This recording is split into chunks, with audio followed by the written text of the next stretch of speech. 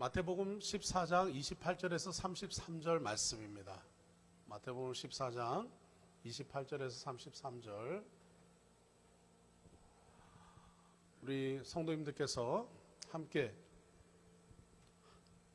한 목소리로 같이 합독하시겠습니다. 28절에서 33절. 준비되셨으면 합독합니다. 시작. 베드로가 대답하여 이르되 주여 만일 주님이시거든 나를 명하사 물 위로 오라 하겠소서 하니 오라 하시니 베드로가 배에서 내려 물 위로 걸어서 예수께로 가되 바람을 보고 무서워 빠져 가는지라 소리질러 이르되 주여 나를 구원하소서 하니 예수께서 즉시 손을 내밀어 그를 붙잡으시며 이르시되 믿음이 작은 자여 왜 의심하였느냐 하시고 배에 함께 오름에 바람이 그치는지라 배에 있는 사람들이 예수께 절하며 이르되 진실로 하나님의 아들이로소이다 하더라. 아멘. 아멘. 오늘 제목은 좀 세게 지어봤습니다. 전투적 신앙의 성도. 전투적 신앙의 성도. 아마 제가 우리 조은육교회 이렇게 목회하면서 말씀 전하면서 이렇게 센 설교를 제목을 만들어 봤나 처음인 것 같습니다. 전투적 신앙의 성도. 2017년 5월로 기억합니다. 갑자기 제가 집에 있다가 이렇게 호흡이 곤란해서 쓰러졌죠. 그리고 의식을 잃었습니다. 아내가 긴급하게 응급처치를 해서 다시 의식이 돌아왔었습니다. 가족들이 크게 놀라고 걱정을 했습니다. 이 소식을 들은 저희 예수전도단 동기들이 긴급하게 기도해 주시고 병원과 숙소를 서울에 마련해 줬습니다. 서울 세브란스 병원에 예약을 잡아줘서 3일 후에 귀국해서 진단을 받았습니다. 병원 두 군데를 갔었는데요. 안산의 샘병원 그리고 서울 세브란스 병원에 갔었습니다. 세브란스 병원의 주치의가 장민 박사님이셨는데요. 이 박사님께서 진료를 하시고 나서 선생님 결론은 제가 왜 쓰러졌는지 원인을 찾을 수가 없다.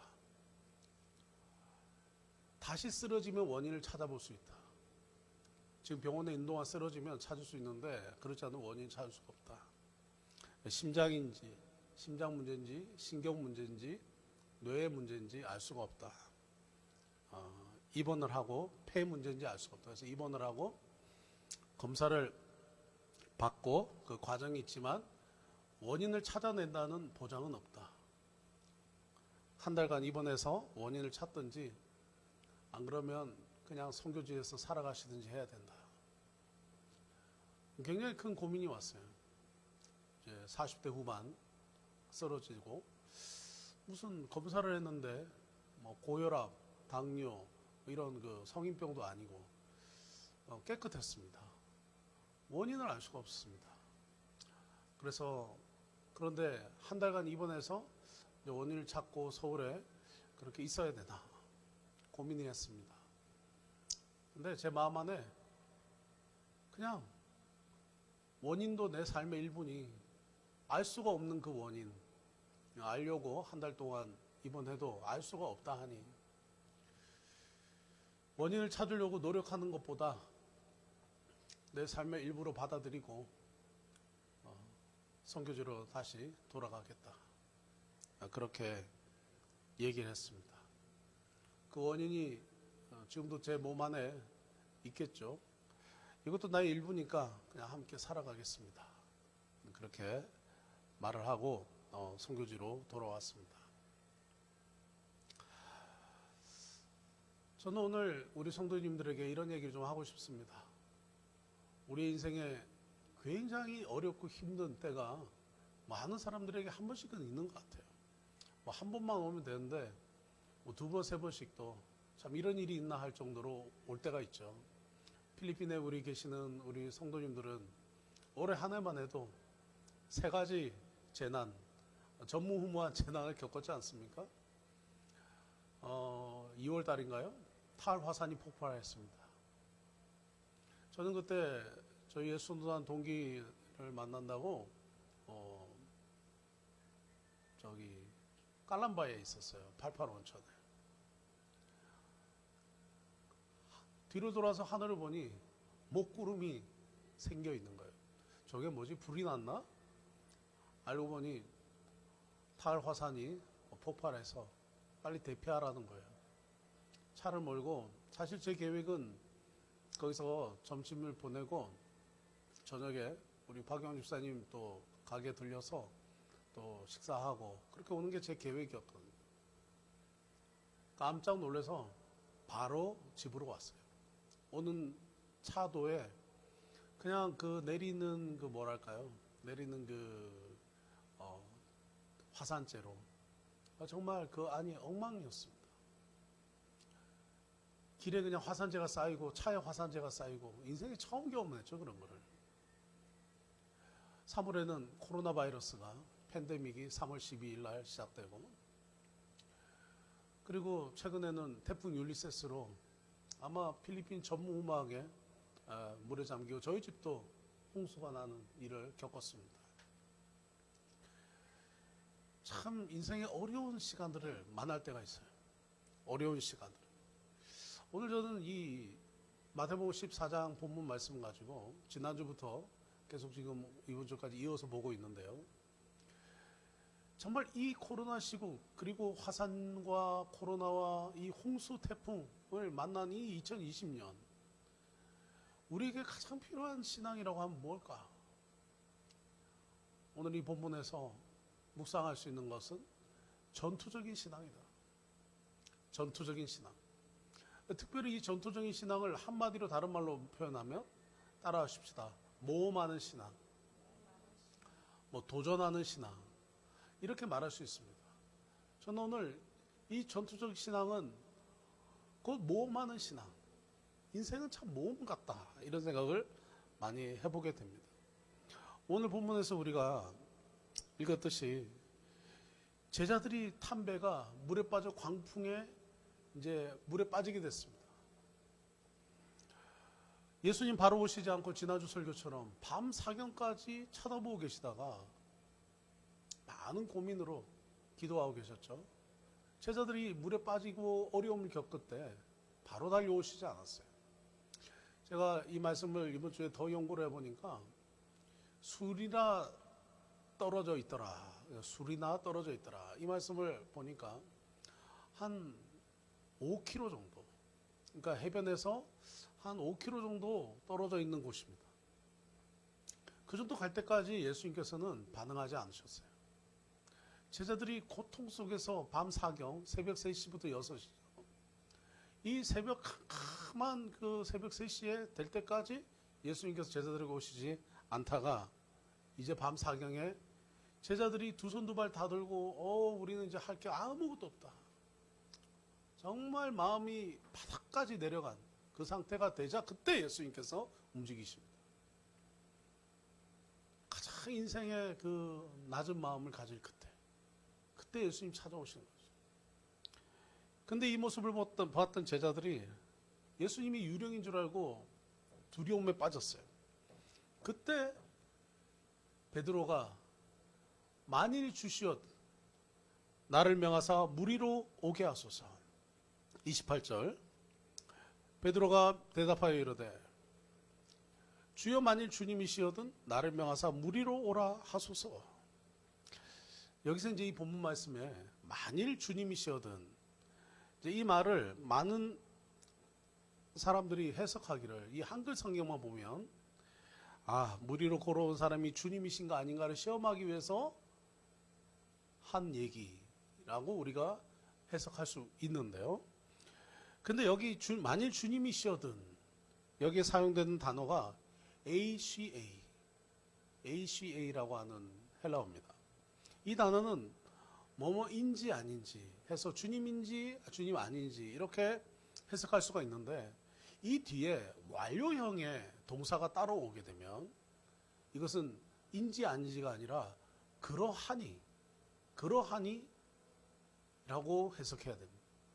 그렇다면 이 말씀을 다시 한번 보면 만일 주님이시여든 오게 하소서라고 완료가 됐잖아요. 자, 이 말씀은 이 말씀은 어떻게 해석이 되냐면 당연히 주님이시오니 이렇게 해석을 해야 돼요. 주님이시오니 저로 향하여 과연 주님이시므로 저로 나로 명하사 무리로 오라 하소서. 그러니까 베드로의 직설적이고 도전적인 그런 성품을 이 말씀에서 우리가 보게 됩니다. 자신의 뜻이 만약에 주님이시라면 무리로 달려가면 되죠. 근데 사람은 무리를 걸을 수 없지 않습니까? 그러니 과연 주님이시므로 저도 주님처럼 무리를 걸을 수 있도록 나로 오라고 명령해 주십시오. 그래서 예수님께서 그렇게 말씀하신 거죠. 오라. 오병이어의 기적을 방금 전에 경험했던 제자들입니다. 방금 전에 오병이어의 기적들을 경험했습니다. 그것처럼 예수님의 말씀, 명령으로 기적의 역사가 일어나는 것을 베드로는 분명히 알고 있었다라고 하는 것이죠. 그래서 순간적이었지만 베드로 안에 그 주님을 향한 확고부동한 순종과 믿음이 그 안에 있었다는 것을. 무리를 걸으라고 허락하시고 명령하시면 바로 내가 무리를 걸을 수 있는 주님의 그 명령이 떨어지면 물 위도 내가 걸을 수 있다라고 하는 그 굉장한 도전적이고 모험적인 그 믿음이 베드로 안에 있었다라는 것을 우리는 보게 됩니다. 확고부동한 그 신앙과 그 열정이 베드로 안에 있었다 하는 것이죠. 29절 읽겠습니다. 29절 시작. 오라 하시니 베드로가 배에서 내려 물 위로 걸어서 예수께로 가되. 이 말씀도 너무 재밌어요. 베드로가 그래요. 확신이 있어요. 그래요. 정말 주님이시라고 믿었어요. 그렇지만 무리를 걸어보겠다고 예수님께 요청하는 베드로도 기가 막힌데. 자, 베드로는 그렇다 치죠. 예수님도 너무 재밌었어요. 그렇게 부탁한다고 해서 예수님께서 뭐라고 대답하십니까? 오라. 이렇게 대답하시는 거예요. 예수님도 너무 재밌어요. 베드로가 그렇게 모험을 하고 도전을 하려고 하는 그 주님을 향한 열정, 주님이 말씀하시면 이루어진다라는 그 열정으로 말할 수 있지만 예수님께서도 오라라고 명령하시다니 참 그 말 예수님의 성품도 너무 재밌어요. 너무 놀랍지 않습니까? 무리를 걸으라. 이 광풍 속에서 이 예수님과 베드로 참 그 마지막에 예수님께서 갈보리 그 예수님께서 겟세마네 동산에서 그렇게 잡혀갈 때 베드로가 칼을 뽑으면서도 예수님을 로마 군병에 잡혀가지 못한다. 끝까지 의리를 지키고 끝까지 주님을 따랐던 이 베드로 그리고 예수님 참 이 친밀함과 이 관계가 참 부러워요. 오늘 저와 여러분에게도 베드로와 예수님의 관계처럼 우리 안에도 그런 깊은 주님과의 관계가 있기를 주님의 이름으로 축원합니다. 정말 서로 위탁된 서로 하나 된 그 관계. 여러분 전투적 신앙이란 모험하는 인생이라고 말할 수 있겠습니다. 기왕 피할 수 없는 고통 가운데 사는 거라면 기왕 피할 수 없는 어려움 가운데 사는 게 우리 인생이라면 오늘은 이 문제, 내일은 저 문제로 날마다 근심하고 걱정하고 살 것보다 차라리 이런 말 있잖아요. 피할 수 없다면 차라리 즐겨라. 이런 말 있지 않습니까? 피할 수 없다면 차라리 즐겨라. 지금 베드로는 예수님을 바라보고 모험을 하고 있어요. 무리를 걷겠다. 근데 예수님께서도 말씀하신 게 놀라워요. 오라. 이 광풍과 지금 죽을 것 같은 상황에 무리를 걷는다. 뭐 레저 스포츠를 하러 온 것도 아니고요. 물놀이를 하러 온 것도 아닙니다. 내 베드로는 피할 수 없는 고통이라면 차라리 즐겨라. 이 베드로를 보면 이 말씀이 생각이 나요. 오늘 코로나로 어려운 시기를 겪고 있는 우리에게 정말 절망적이에요. 많은 것이 어려워요. 그러나 가만히 보면 100이 어려워 보이지만 그 중에 하나, 둘, 셋 점점 빛도 보여요. 얼마 전에 그 최초로 백신을 이제 공급해서 백신 접종이 시작된 나라도 있지 않습니까? 즐기는 지혜가 필요하다. 즐기는 지혜가 필요하다. 저는 결혼을 하고 제 아내가 갖고 있는 책 중에 책을 보다가 이분을 처음 제 아내를 만나면서 처음 알게 됐어요. 폴 트루니에라고 하는 분인데요. 1800년도 후반에 태어나셔가지고 1900년 중반에 돌아가셨습니다. 이 폴 트루니에라고 하는 분은 스위스 분이신데요. 유명한 스위스의 내과 의사라고 합니다. 그리고 정신의학자라고 하는데 이분이 굉장히 깊은 신앙으로 많은 통찰력 있는 서적들을 쓰셨는데 이분이 쓰신 책 중에 몸으로 사는 인생이라는 책이 있는데요. 이 책에 참 재밌는 말씀이 하나 있어요. 그게 뭐냐면 이런 말이에요. 성공과 실패보다 더 중요한 것은 우리의 삶을 통해 하나님의 뜻이 이루어진다는 그의 통찰이다. 즉 성공을 통해서도 뜻이 이루어지지만 실패를 통해서도 뜻이 이루어진다. 그러니까 우리의 삶을 통해서 하나님의 뜻이 이루어지는데 우리는 늘 하나님의 뜻이 이루어지는 것보다 내가 지금 성공했는지 내가 지금 실패했는지를 더 중요하게 생각한다는 거예요. 그러나 중요한 것은 우리의 성공과 실패보다 더 중요한 것은 내 삶에 지금 하나님의 뜻이 이루어지는가 하는 거예요. 근데 놀라운 것은 하나님의 뜻은 성공을 통해서도 이루어지지만 어려움과 고난을 통한 실패를 통해서도 이루어진다는 거예요. 그러면서 이분은 하나님의 뜻이 이루어지면 그것이 사람들이 성공이라 말하든 실패라 말하든 그것은 상관없다. 놀라운 얘기 아닙니까? 모험적인 삶은 바로 뭐냐? 이분이 또 이런 말씀하십니다. 두려움이 없는 삶이 아니라 각종 어려움을 충분히 인지하는 가운데 영이 되는 삶이다. 모험적인 삶은 늘 두렵다는 거예요. 그러나 그 두려움 가운데서도 우리 인생에서 충분히 예견되고 어려움 가운데 인지되는 그런 삶을 계속 살아가는 것, 그리고 그 안에서 해결해 가는 것, 그것이 모험적인 인생이라는 거예요. 그래서 이분은 뭐라고 말씀하시냐면 1장에서 이런 얘기를 하셨어요. 하나님은 인간의 본능에 모험이라는 본능을 주셨다.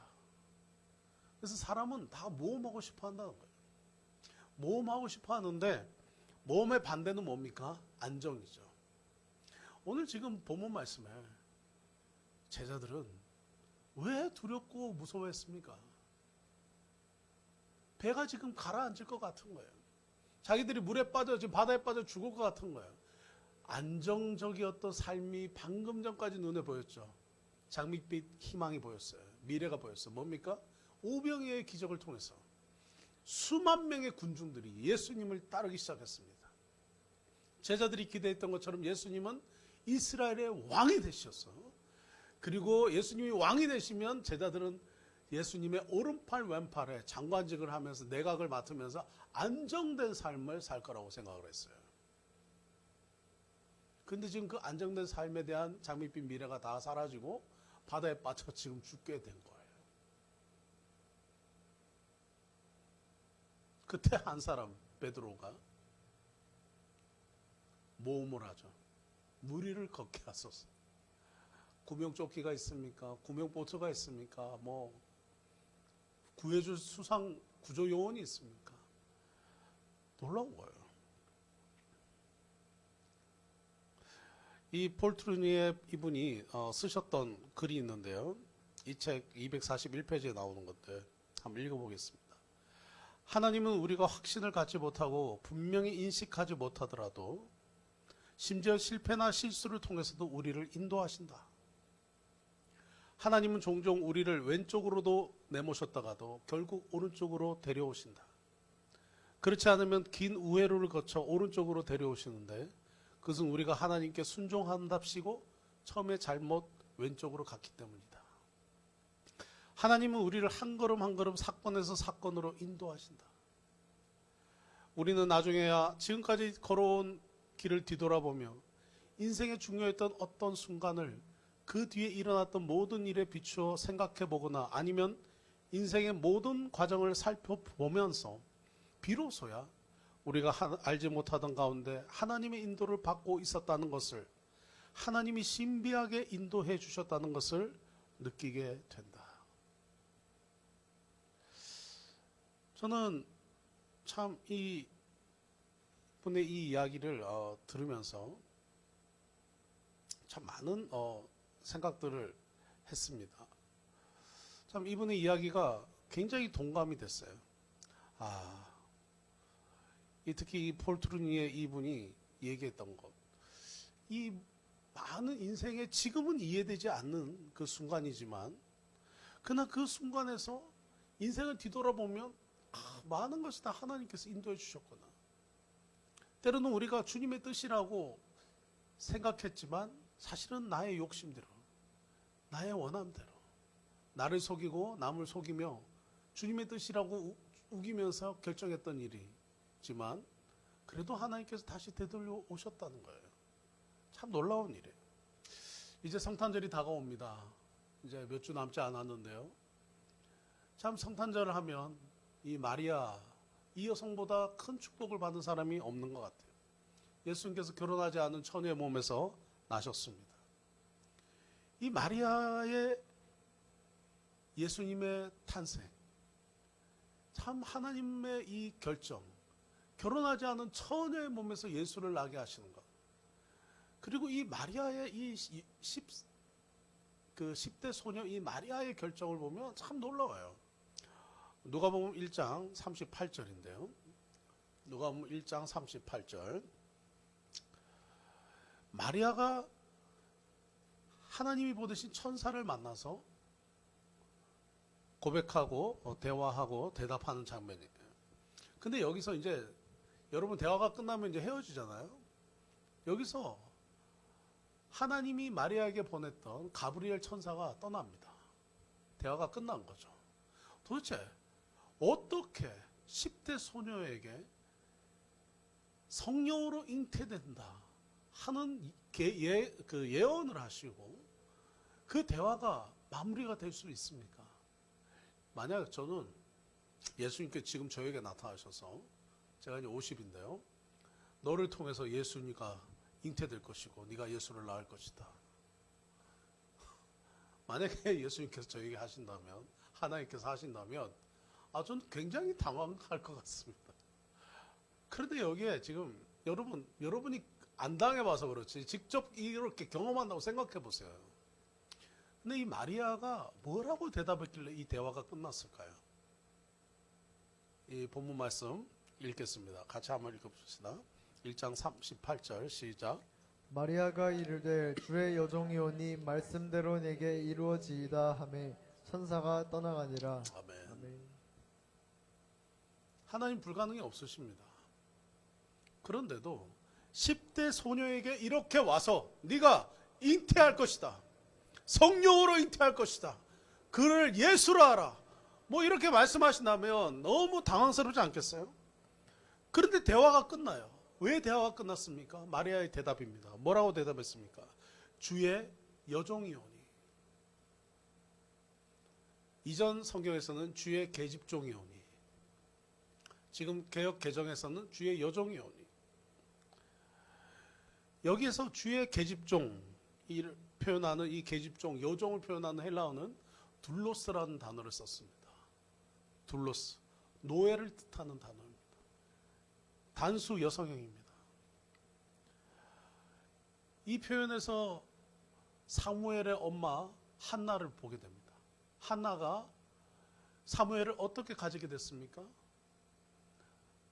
한나의 기도도 자기가 하나님 앞에서 이 둘로스, 이 여종처럼, 나는 하나님의 노예입니다. 나는 여호와의 노예입니다. 하나님은 나의 주인님, 나의 마스터, 나의 주인님이십니다. 이렇게 고백했던 굉장히 깊은 신앙 고백이 있었습니다. 마리아는 임신 사실이 알려지자 이제 돌팔매질 당하고 죽게 되었어요. 비난을 감수하면서 오직 하나님의 뜻이 이루어지기 원하나이다. 그래서 그는 말합니다. 그녀는 주의 여종이 오니 말씀대로 내게 이루어지이다. 사실 마리아를 우리 가톨릭 성당에서 이렇게 막 우상처럼 만들어놔서 우리가 마리아는 우상 숭배 이렇게 안 좋게 얘기하지만 사실은 마리아만큼 믿음이 좋은 여성이 또 어디에 있습니까? 굉장히 믿음의 본이 되는 여성이었어요. 주의 여종이 오니 주의 말씀대로 내게 이루어지이다. 하나님, 이것은 말이 안 되는 제안입니다. 하나님이 이렇게 말씀하시는 건 정말 이해가 안 됩니다. 그러나 하나님이 저를 망하는 길로 인도하지 않을 것을 믿습니다. 하나님이 저를 좋은 길로, 최선의 길로 저를 인도하시는 것을 믿습니다. 그러니 순종하겠습니다. 이 말인 거죠. 우리도 자주 이런 불평을 합니다. 내가 지금 이렇게 왜 사나? 왜 이렇게 어렵게 사나? 왜 이렇게 재난을 주시나? 왜 이렇게 어려움 주시나? 왜 내게는 복을 안 주시나? 근데 정직하게 지난 시간에 뒤돌아보기를 바랍니다. 주님께서 마리아에게 요구하셨던 이런 전투적이고 이런 모험적인 제안을, 정신을 우리에게도 수없이 하셨어요. 지난주에도, 어쩌면 지난달에도, 어쩌면 석 달 전에도, 어쩌면 작년에도, 어쩌면 5년 전에도, 어쩌면 10년 전에 하나님이 그런 마음들을 주셨는데 우리가 어떻게 결정했습니까? 마리아처럼 주의 여종이 오니 주의 말씀대로 이루어지다 이렇게 고백했나요? 우리는 수용하기 어려운 하나님의 제안 앞에 우리는 불순종한 적이 많아요. 아니 지금 바쁜데 어떻게 제가 그걸 하나요? 지금 제가 어려운데 어떻게 남을 돕습니까? 아니 하나님 제가 지금 힘든데 어떻게 남을 위로합니까? 아니 하나님 제가 지금 바쁜데 어떻게 교회를 나갑니까? 어떻게 예배를 나갑니까? 하나님 저 지금도 어려운데 어떻게 새로운 일을 또 시작합니까? 한국 같으면 저 고3인데 어떻게 교회를 나갑니까? 하나님의 그 제안, 마리아에게 제안하셨던 것처럼 이해 안 되고 해석 안 되고 설명 안 되는 그런 제안과 그런 그 요구가 하나님께로부터 올 때마다 우리는 합리적인 이유를 대면서 거부했어요. 그럴 때가 많아요. 그래서 어떤 결과가 됐죠? 어려우니까 남을 돕지 못한다 해서 어렵지 않게 살았습니다. 공부 때문에 이 교회를 가지 못한다고 해서 공부 잘해서 명문대 갔습니다. 지금도 힘든데 어떻게 새로운 일을 시작하냐. 그래서 새로운 일 시작 안 하고 지금 힘들지 않게 일을 합니다. 바라는 대로 됐습니다. 그러나 마리아에게 일어났던 놀라운 역사는 경험하지 못하고 사는 거죠.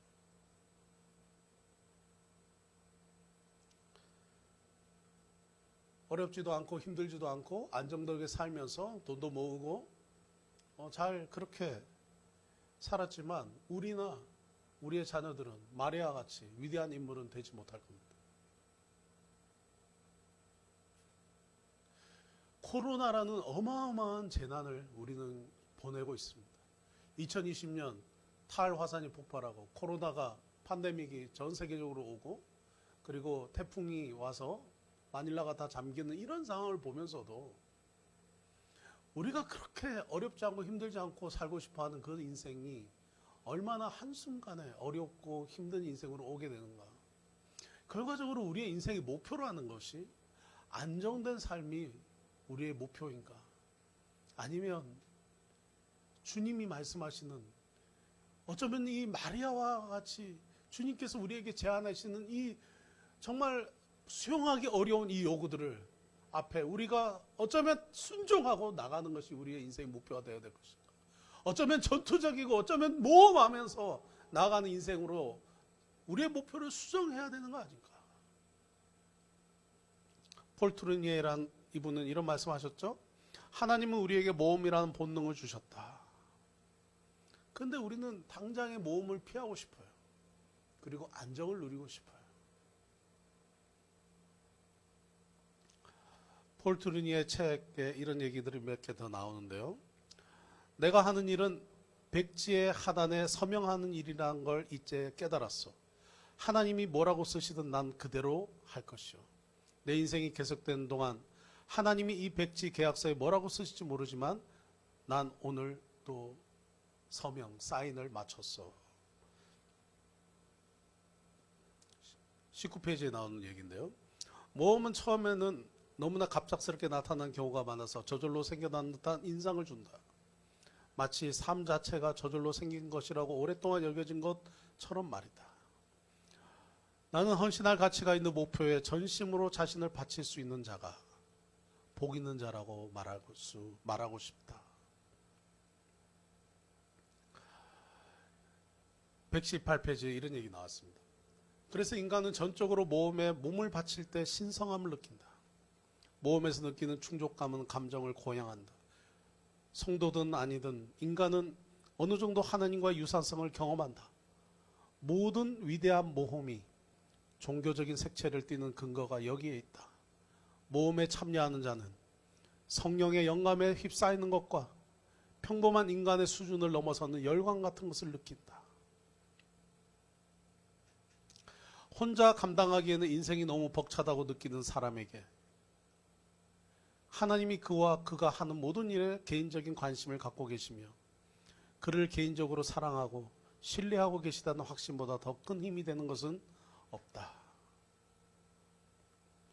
모험으로 사는 인생은 두려움 없는 인생이 아니라 오히려 각종 두려움을 충분히 인지하는 가운데 영위한 삶이다. 모험으로 사는 인생은 두려움이 있음에도 불구하고 앞으로 나아가는 삶이다. 성공한다는 것이 다른 이들에게는 유익이 되지만 실패는 자신에게 유익이 됨을 언젠가 이해하게 될 것이다. 뜻밖의 패배 충격에 휩싸인 국민은 유익한 에너지가 솟아오르는 것을 경험할 것이며 자신들이 저지른 실수에 눈을 뜨게 될 것이다. 240페이지에 이런 얘기 나오는데요. 인생을 이해하려는 것은 곧 하나님을 이해하려는 것이며 그분의 의도를 여러 사건을 통해 우리를 어디로 인도하시려는지를 성공과 실패를 사용해서 우리를 어디로 인도하려 하시는지를 이해하는 것이 인생을 이해하는 것이다.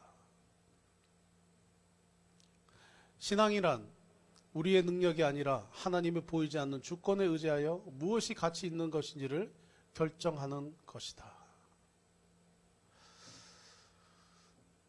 다시 말씀 누가복음 1장으로 돌아가면 마리아의 이 고백, 결국은 나의 인생의 주인 누구라고요? 하나님이시다. 다시 따라하겠습니다. 하나님은 나의 주인이시다. 하나님은 나의 주인이시다. 저는 주의 여종이었니 주의 말씀대로 이루어지이다. 마리아의 고백. 여러분, 베드로처럼 물 위를 걷고 싶으십니까? 그렇다면 지금 안정되게 보이는 배에서 내리는 모험이 필요해요.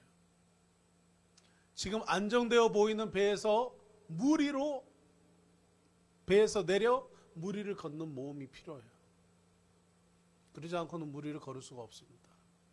물 위를 걷기 위한다면 안정된 배에서 내려야 합니다. 우리는 안정된 배 안에서 모험을 하고 싶어 합니다. 그런 일은 일어날 수 없습니다. 안정된 배 안에서 물 위를 걷고 싶어 합니다. 그런 일은 없습니다. 물 위를 걷고 싶으면 안정된 배에서 내려야 됩니다. 적어도 우리 교인들은 고국을 떠나서 이 필리핀에 와서 이렇게 살아간 자체가 어쩌면 모험입니다. 그러나 주님 계속해서 주님은 우리에게 마리아에게 예언하셨던, 마리아에게 제안하셨던 놀라운 제안을 우리에게도 지금도 하고 계십니다. 어쩌면 그것은 우리로 안정된 배에서 내려야 되는 행동을 요구하는 것일 수도 있어요. 11년 전에 저는 아들은 만 8살이고 딸은 만 4살이었습니다. 저는 구약학 박사 과정을 앞두고 젊은 시절 선교단체 선교를 위해서 헌신하며 살았습니다. 신학대학을 다니면서 안정된 좋은 목사가 되는 게 꿈이었습니다. 그래서 안정된 좋은 목사가 되자. 그래서 학위도 따고 대학원도 2군데를 졸업을 했습니다. 공부하고 교수님과 교제하고 또 도서관에서 연구하는 게 즐거웠어요. 재밌었어요. 교수님들 중에서는 제 글을 보면서 영국이나 남아공으로 유학을 가보라 제안하시는 분들도 계셨습니다. 들뜬 마음으로 안정되고 좋은 목사가 되려고 한 걸음씩 준비를 했습니다. 어느 날 제 마음 안에 부담이 왔습니다. 선교지로 가라. 기도할 때, 혼자 책상에 앉을 때, 운전할 때, 소파에 앉을 때, 잠에 들려고 할 때 이 마음이 떠나지가 않았습니다. 사실 너무 뜬금없어서 무시하고 싶었던 마음이었습니다. 그런데 몇 달 고민하면서 이런 기도를 해봤습니다. 하나님, 만약에 가면 어디로 갑니까?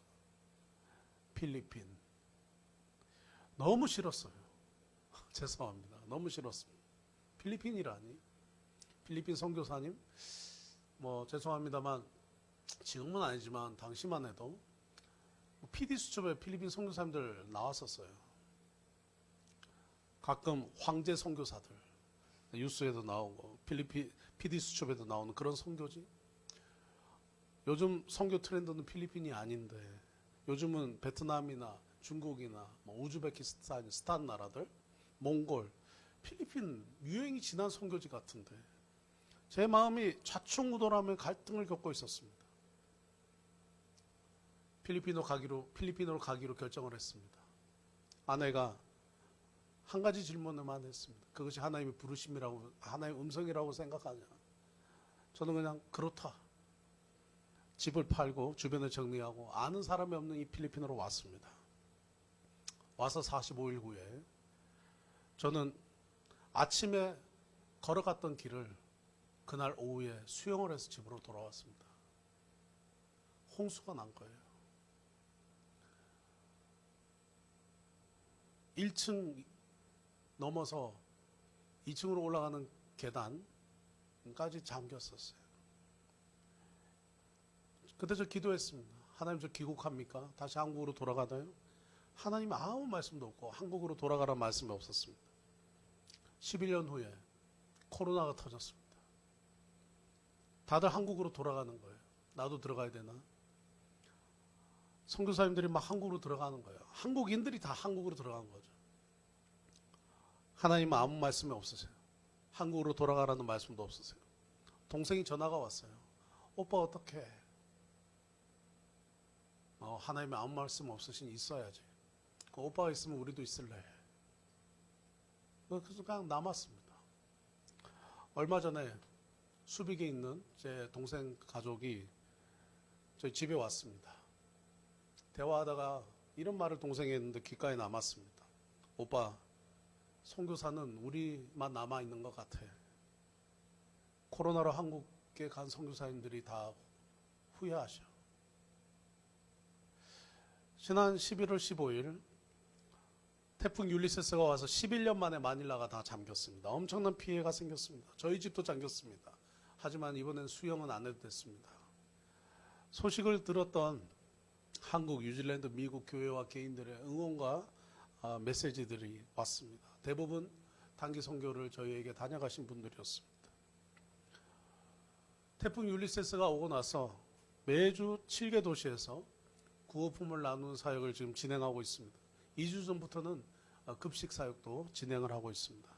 한 번에 200명 이상 음식을 나누고 있습니다. 한국교회 크리스찬들은 여러분의 고통을 함께합니다. 필리핀어들 힘내세요. 마라믹 살라마포 사랑 인터내셔널 미니스트리. 저는 이 상황이 놀랍습니다. 그저 놀랍기만 합니다. 매주 7개 도시에서 선교사님 감사합니다라는 소식을 듣고 있습니다.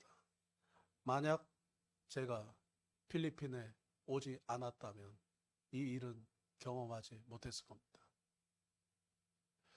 사랑하는 성도 여러분, 우리는 일상에서 무리를 걷는 기적 같은 인생을 바라지만 배에서 내리는 모험은 하지 않으려고 합니다. 주님께서 오늘 오라 하시면 배에서 내릴 수 있겠습니까? 저는 배에서 내리고 싶습니다. 주님께서 오라 하시면 배에서 내려서 주님을 따르고 싶습니다. 왜냐? 주님은 제게 완전한 주인이시기 때문에 그렇습니다. 우리 성도님들, 오늘 주님께서 오라 하시면 마리아에게 제안하셨던 것처럼 어이없고 설명할 수 없고 이해할 수 없는 상황이라 할지라도 하나님이 여러분에게 그 마음 주시면 기도하시고 그것이 하나님의 음성이면, 사실 우리가 순종하기 싫은 것이 다 하나님의 음성이 많아요. 순종하고 그 길을 걸어가시는 은혜가 여러분 안에 있기를 바라봅니다. 여러분,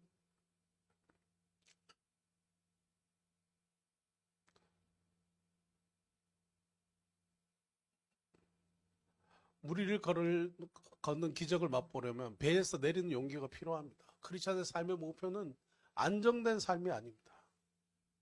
주기도문처럼 내 삶에 하나님의 뜻이 이루어지는 것이 우리 인생의 목표가 되어야 됩니다. 그리고 모험을 하는 사람에게는 반드시 응답을 받고 해야 합니다. 전투적 신앙은 모험 중에 하나님의 뜻을 구한 거다. 베드로가 예수님 보고 바로 물에 들어가지 않았어요. 반드시 응답받을 때까지 기다렸습니다. 우리 중에는 하나님께서는 우리가 모험하기를 원하신다라는 점만 기억하고 자기가 좋아하는 일을 하면서 하나님 응답이라고 말하면서 할 때가 있습니다.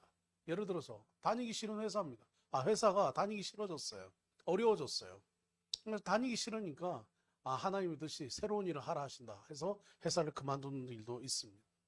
새로운 모험인 양 착각할 때가 있죠. 그래서 회사를 다니고 있는 회사를 일하던 회사를 사표를 내고 그만두기도 합니다. 착각일 수 있습니다. 중요한 것은 모험을 하되 반드시 응답받아야 합니다. 베드로가 주님의 명령을 기다렸던 것을 꼭 기억하십시오. 중요한 것은 여러분, 하나님과의 동행이에요. 하나님이 명령하시면 나는 그것에 순종하는 반응을 해야 됩니다. 우리는 이런 하나님의 그러면 인도하심? 그건 성경만 가지고 되는 거 아니냐? 저야말로 한국에서 정통 보수 합동 교단에서 안수를 받았습니다. 성경 공부를 굉장히 강조하는 교단입니다. 근데 그걸 굉장히 자랑스럽게 여기고 감사하게 생각하고 있습니다. 성경을 읽고 성경을 연구하는 것 중요하지만 제가 이렇게 살아보니까요, 그 이상의 것이 또 필요해요. 아니 목사님, 성경이 가장 중요한 거 아닙니까? 중요합니다. 그와 함께 또 이상의 것이 필요하다는 거예요. 그것은 뭐냐? 하나님의 인도하심을 받는 거예요. 제가 만약에 저희 딸이 어떤 형제와 교제를 하는데 저희 딸이 그 형제를 만날 수가 없어요. 대화를 할 수가 없어요. 그 형제가 늘 어떻게 말하냐? 난 혜원이를 사랑하는데 내 문자와 내 편지와 내 책만 봐라. 널 사랑한다는 책과 문자와 편지만 보낼 테니 그것만 봐라 그러고, 아니 제 딸을 만나지 않고 제 딸과 교제하지 않으면 제가 어떻게 결혼을 허락할 수 있겠습니까? 이상하잖아요. 무슨 사랑이 그런 사랑이 있죠? 하나님께서 우리에게 성경을 보내주셨습니다. 주셨습니다. 기록된 말씀입니다. 그러나 이 말씀만으로는, 이 말씀으로 충분합니다. 함께 이 말씀으로 우리가 인도받고 하나님 음성을 듣고 하나님과 교제하는 것이 필요해요. 친밀함이 필요해요. 성경 연구하고 성경 공부만 하고 성경 말씀만 암송하는 것으로만 충분하다, 그렇게 말할 수는 없는 것이죠. 이 성경의 말씀으로 인도함 받고 이 성경의 말씀으로 하나님과 교제하고 동행해야 됩니다. 기도해야 됩니다. 그래서 우리는 하나님과 교제하고 기도해야 됩니다. 전투적이고 모험적인 신앙의 성도는 기도해야 됩니다. 야고보서 4장 2절입니다. 야고보서 4장 2절 말씀 보면 이 말씀을 읽고 말씀을 마치겠습니다. 다 같이 시작. 너희는 욕심을 내어도 얻지 못하며 살인하며 시기하여도 능히 취하지 못함으로 다투고 싸우는도다. 너희가 얻지 못함은 구하지 아니하기 때문이요. 아멘. 아멘. 구하지 아니해서 응답받지 못하는 경우들이 있다는 거예요. 하나님의 말씀만 있으면 된다면 뭐 성경만 계속 읽고 용고하면 되죠. 암송하면. 그러면 왜 구하는 게 필요합니까? 근데 오늘 성경은 뭐라고 말합니까? 구하여야 한다. 여러분 기도하시나요?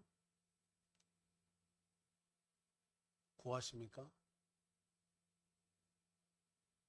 여러분의 인생을 위해서 간구하시나요? 가족들을 위해서, 여러분의 삶을 위해서, 사업을 위해서, 생업을 위해서, 우리 교회를 위해서 기도하시나요? 기도해야 됩니다. 결론적으로 도전하는 삶을 우리는 살아야 됩니다. 하나님의 자녀가 무기력하게 사는 것은 옳지 않습니다. 아무리 도전정신과 모험정신이 있어도 기도하지 않으면 안 됩니다. 그리고 반드시 하나님의 응답받고 우리는 순종하며 행동해야 됩니다. 하나님 말씀하시면 순종해야 됩니다. 주님 말씀하시면 나아가리라. 주님 뜻이 아니면 멈춰서리라. 이런 믿음으로 우리는 나아가야 됩니다. 하나님의 은혜를 깨닫는 순간, 하나님이 마리아에게 하셨던 재앙 같은 그런 명령이 오는 것을 느꼈던 순간, 여러분 반드시 기도하십시오. 그리고 하나님의 말씀이라면 순종해 나가는 우리 성도님 되시기를 주님의 이름으로 축원합니다.